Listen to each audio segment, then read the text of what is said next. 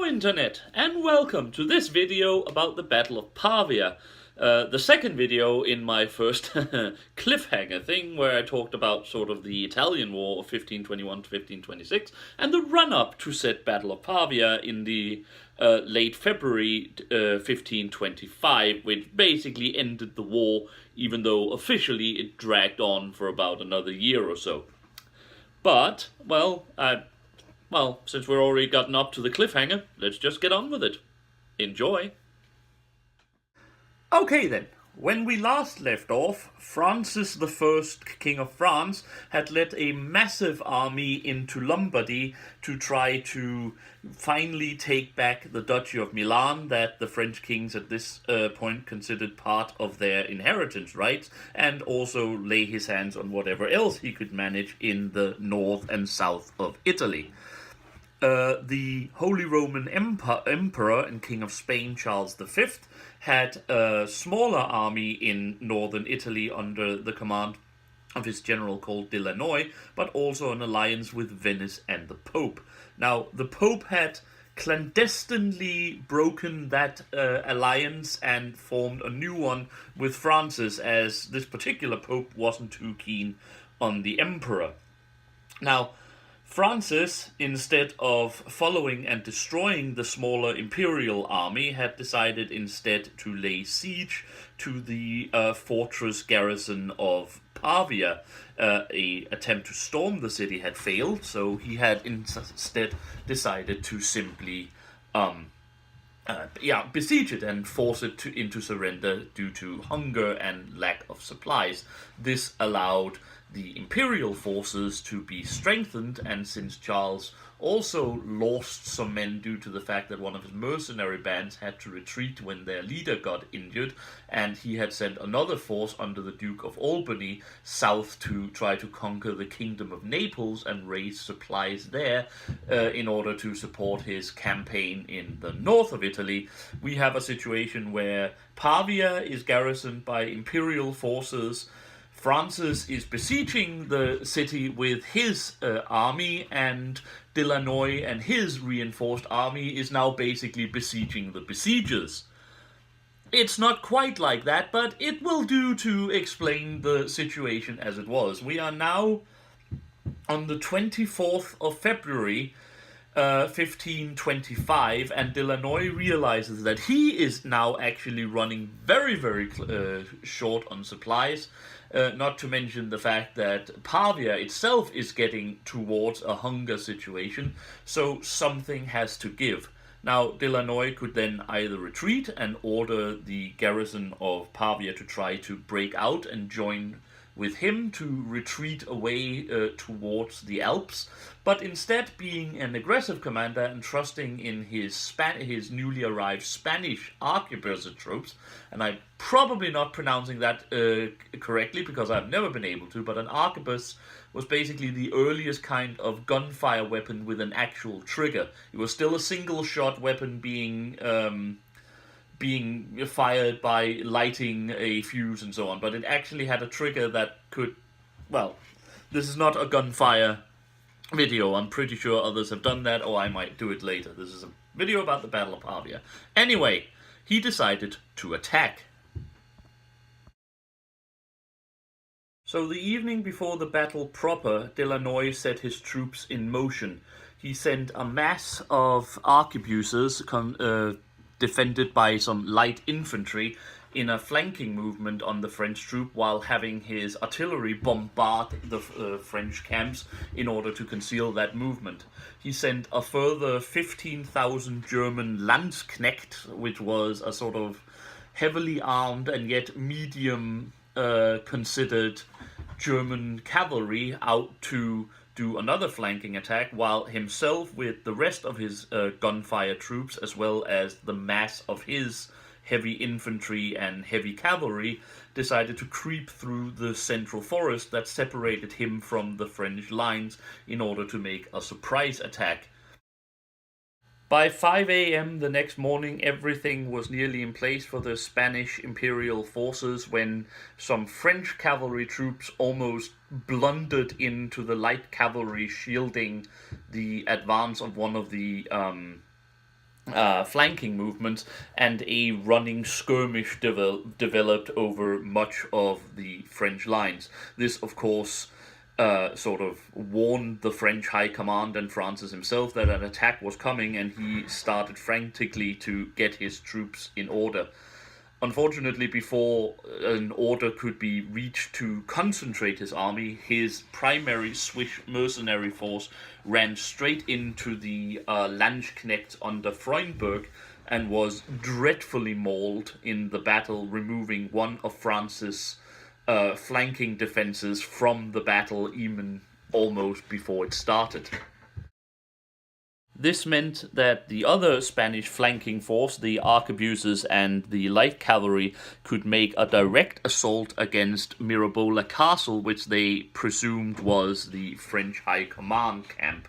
It wasn't, but it was a significant part of the French defenses, so for a long time it seemed to the French commanders that that was the primary attack of the Spanish, and they concentrated a lot of forces around the castle to repel that particular attack. So it wasn't until around 7:20 a.m. that the French, by some further skirmishing, realized that the primary attack was coming through the central forest. At this particular time, there really wasn't any forces at that area to oppose Lannoy's primary hammer blow, so Francis led his gendarme heavy cavalry in a series of almost medieval-style lance charges against the Spanish troops to gain himself some time to finally get his army concentrated and under control. Now, a word about the gendarmes. The gendarmes was basically, for the entire French monarchy, the elite heavy cavalry. They were the bodyguard of the king, even though they didn't always, bodyguard him. But when he himself led his army, they were his primary bodyguards, and they were considered for almost 400 years to be nearly, invincible. Not that they were never defeated. They were defeated just as much as any other, invincible military force was, but they were considered to be, the creme de la creme, the elite forces, the one that if you put in the gendarmes, there was a good chance you would have victory. And in this particular case, it actually seemed like it, because the gendarmes did, in fact, with their lance charges, basically overrun the central Spanish positions. Unfortunately, that also meant they were charging into this forest, and they were getting, how to put it, mixed up with the trees, and their lines and formations was broken. So while that particular fight developed into a sort of general melee, or melee, or however you pronounce that word, another word I've heard pronounced like 15 million different ways in English, I say melee, with the Spanish cavalry still commanding a kind of localized advantage and superiority, it also meant that Francis and his personal bodyguard was heavily isolated from his own mass of infantry. This became kind of a problem, because it was at this point that Freudenberg's Landsknechts, who had routed the Swiss, then attacked him from the side. It also meant that the gendarmes actually masked the French own artillery fire, so not even the French artillery could fire upon the advancing Spanish in order to, not actually kill their own king. So slowly but surely, the French gendarme heavy cavalry was surrounded by the Spanish infantry combined with some of Freudenberg's Landsknechts. In the French lines at this point, everything was chaos. The various commanders who Francis had left in charge while he commanded the covering cavalry charges was not particularly communicating. The leader of the French infantry, Richard de la Pole, tried to advance to support the attacks of the king, but he and his forces was moving slowly and to a certain degree in the wrong direction. The Duke of Alençon, who was commanding up around the fortress, placed his troops on an almost defensive front, which allowed the original Spanish flank attack to turn back into a flank attack on the infantry under de la Pole and actually also get into the central woods to further surround the French king, while the rest of the French mercenary bands blundered straight into the rest of Freudsburg's Landsknechts, was surrounded and exterminated nearly to a man. Around 8 o'clock, so only about 40 minutes after the main attack had developed, and spectacularly quickly actually, from a 16th century battle, Francis was captured. The entire French defenses was crumbling, and Francis' men had been so lost in the woods and so chopped down that eventually he himself was surrounded by a troop of Spanish noblemen, primarily a guy by the name of Alonso Peter de Viega, who at least got most of the glory for it, and forced from his horse and forced to surrender, while and then being taken capture and brought away from the battlefield. At this point, of course, the entire French battle had turned into a complete rout. The governor of Pavia was sortying with his garrison and overrunning the last of the Swiss mercenaries that was still somewhat covering the siege lines and then attacking the French from below. By 9 o'clock, the battle was completely over, having taken basically only about 4 hours, which was again fairly short for that time. The rearguard and the castle troops under the Duc d'Alençon, which had taken no part in the battle against very little communication there, retreated back up Lombardy towards Milan. Richard de la Pole's troops tried to do the same, even though de la Pole himself was actually killed. And the Spanish reigned supreme, having captured the King of France and their primary opponent in the entire war. In fact, you can almost say the French defeat was one of the most decisive that the French armies had ever suffered, and yet, of course, Battle of Pavia is, as I say, relatively unknown. King captured, most of his high command captured, the rest of his high command basically killed, only his rearguard commander maintaining any kind of semblance of order amongst his troop as he precipitously tried to escape from the battlefield. Francis was, while the Spanish resupplied and reordered their troops, taken to the fortress of Pizzighettone, where he penned a very famous letter to his mother, Louise of Savoy, where he, amongst others, said to, quote, "This is just to inform you how the rest of my ill fortune is proceeding. All is lost to me save honor and life, which is safe." Which, of course, both was, but it also sort of shows just how desperate the French cause was at the time. Okay then, two things left. The aftermath and the consequences of the battle. Let's start with the aftermath.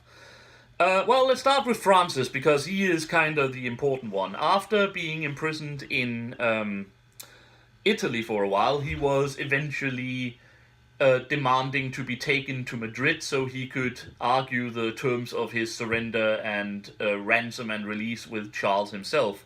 That was basically what brought the war up until for another year, not because any real battles was fought, but because it took Charles that long to actually decide on what exactly to get out of Francis and to let him cool his heels in the, well, not dungeons, because he was, of course, a king, so he was treated with all due honor and respect, of course, but to let Francis cool his heels a little bit while Charles basically lorded over him just how much, superior he was at this moment.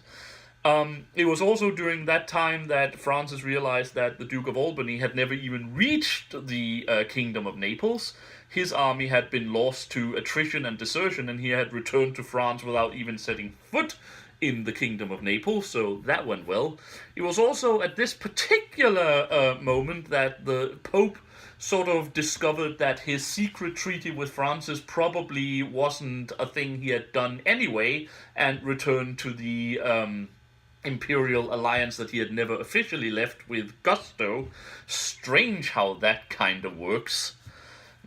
As I said, remainder of the French troop under the Duke of Alençon retreated to Milan, but realizing that he would have no hope of holding the duchy, left a small garrison in the town, and retreated into France itself. Eventually, a peace treaty was signed where Francis basically gave up all of his claims to anything in Italy, while also actually giving up various of his claims to stuff in the Netherlands and various other things. It was one of the most humiliating peace treaties France had ever been forced to sign, and probably the most humiliating it would be forced to sign until the Prussia-Franco War in 1870. Not even after the Napoleonic Wars was such loss of territory and face imposed upon the Franks. Well, the Franks, sorry. The French. So, what was the consequence of the battle? Well, first of all, it of course meant that the war, allowed the Habsburg Empire, which was at the time the Holy Roman Empire, and the Kingdom of Spain to achieve sovereign position in Central and Western Europe.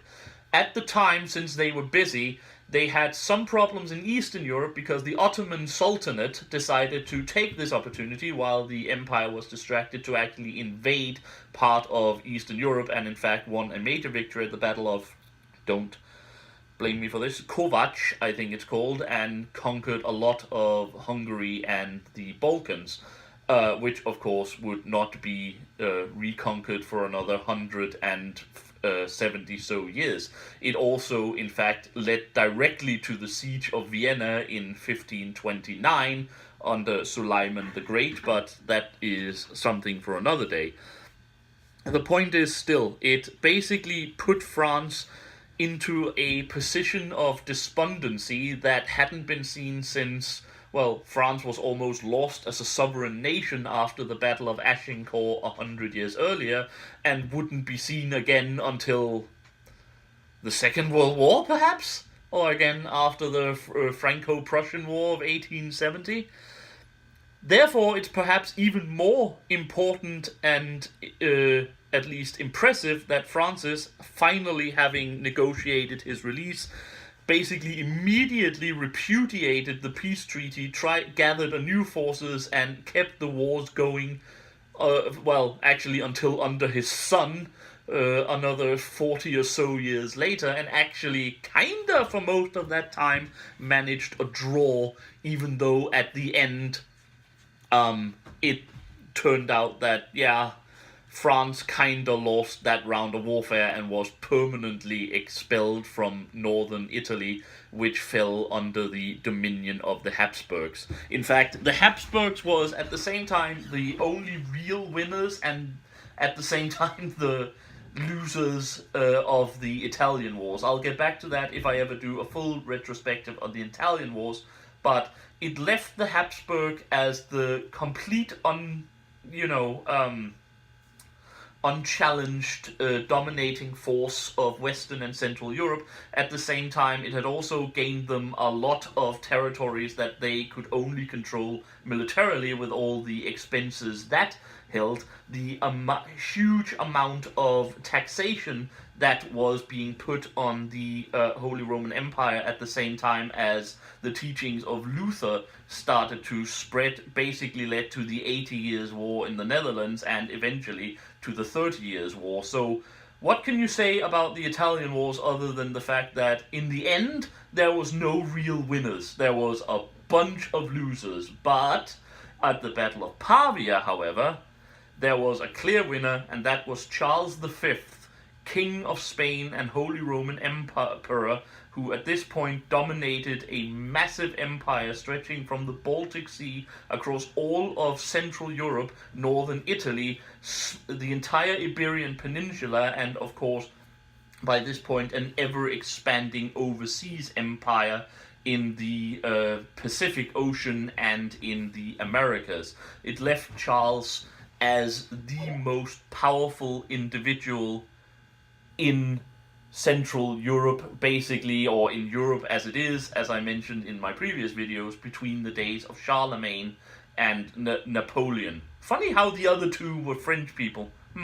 French's glory and power would actually fall ever deeper after this situation until it reached in the nadirs in the 1580s, before then, of course, rising slowly going forward after the Wars of Religion and the 30 Years' War, and reaching its absolute apogee under the Sun King Louis the 14th, 140 or so years later. But yeah, that was the Battle of Pavia. So the last thing I want to talk about is, what did the Battle of Pavia prove militarily? Well, it proved that the days of cavalry charges was over. It proved that the day of massed infantry doing melee fighting was basically over. The time of gunpowder had arrived, and the time of gunfire had arrived as a primary military tactics. The Spanish tercio infantry regiment was beginning at this point and would render Spain militarily superior to the rest of Europe for about a century.